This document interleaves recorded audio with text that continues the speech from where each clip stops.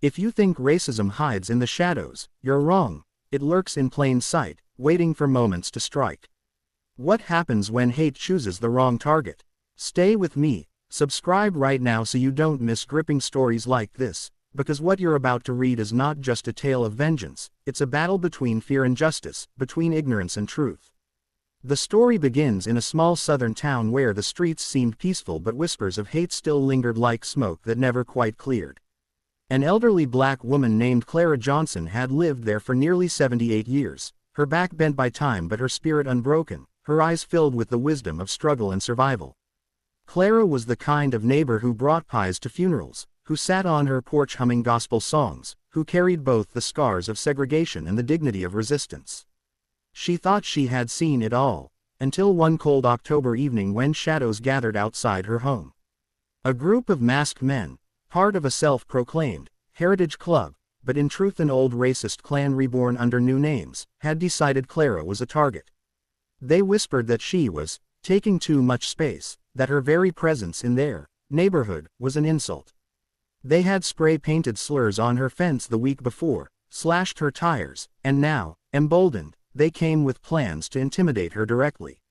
What they didn't know, what they couldn't possibly imagine, was that Clara's son, David Johnson, wasn't just a hard-working man who lived in another city. He was an undercover FBI agent specializing in domestic terrorism and hate crimes.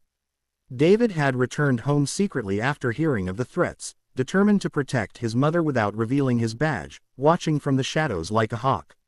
That night, as the clan circled Clara's house, shouting threats and waving torches, Clara stood at her window, not trembling but glaring, her hand gripping the rosary beads her late husband had given her.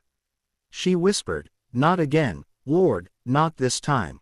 Suddenly, the gang's leader, a man named Earl Red Turner, stepped forward, his voice booming with venom, promising to burn the rot out. David, crouched behind the shed, recorded every word with a hidden body cam. He had already planted tiny surveillance devices around the house, collecting evidence. But instead of calling in backup immediately, David wanted to expose the entire network, not just scare off a few thugs. The clan thought Clara was alone, weak, and vulnerable. They had no idea justice was crouched only a few feet away, breathing heavily, fists clenched. The first twist came when one of the younger members of the gang hesitated. His name was Kyle, barely 19, his hood trembling as he asked, "Red, are we really gonna hurt an old lady?" Red snarled at him, slapped him across the face, and shouted, "If you ain't with us, you're against us." That moment of doubt didn't go unnoticed by David, who logged the young man's face into memory, potential leverage. Clara opened the door slowly, her porch light flickering, and with a calm voice that carried both defiance and grace, she said, "You boys think you're strong. You're nothing but cowards hiding behind masks. I buried a husband who fought in Vietnam. I raised a son who became more than any of you could dream to be. You don't scare me." The clan roared in anger, some stepping closer, but before they could advance, a car pulled up at the end of the street. The clan froze, suspecting cops, but it was just a neighbor, an old white man named Hank, who had quietly admired Clara for decades. He didn't say a word, just stood on his porch with a shotgun across his lap, his silent stance enough to make some hesitate. But Red wasn't deterred. He barked orders, telling them to teach her a lesson. At that exact moment, David stepped from the shadows, not flashing his badge yet, but his presence was like a storm breaking.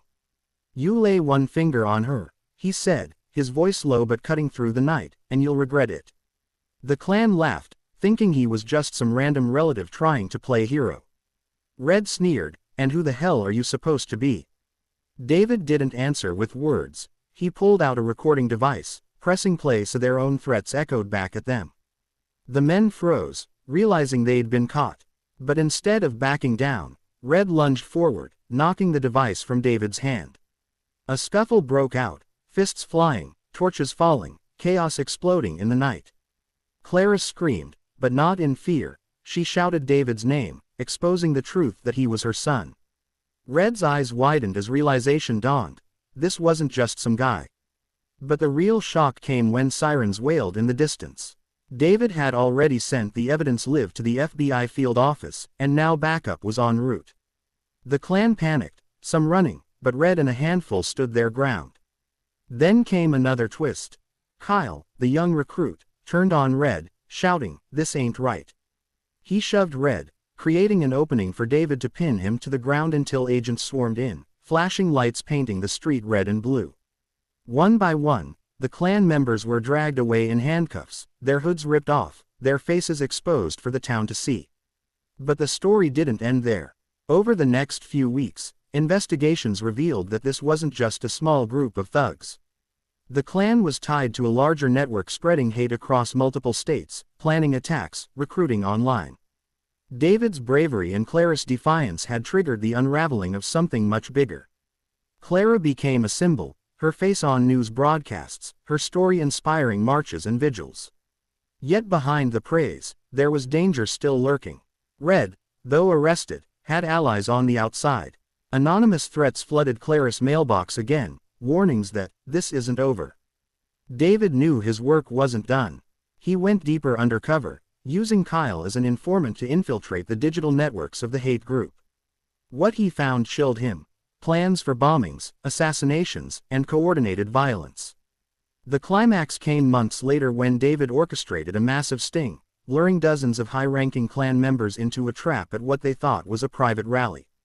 Hidden cameras, undercover agents, and even drones surrounded the place.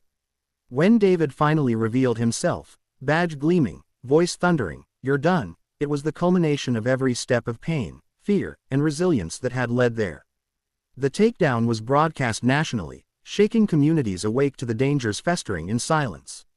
Clara, sitting once more on her porch, heard about it on the radio and smiled faintly, whispering, "That's my boy." But even as justice was served, the story carried one last twist. One of the clan leaders captured turned out to be a local politician, a man who had publicly spoken of unity, but secretly fueled hate.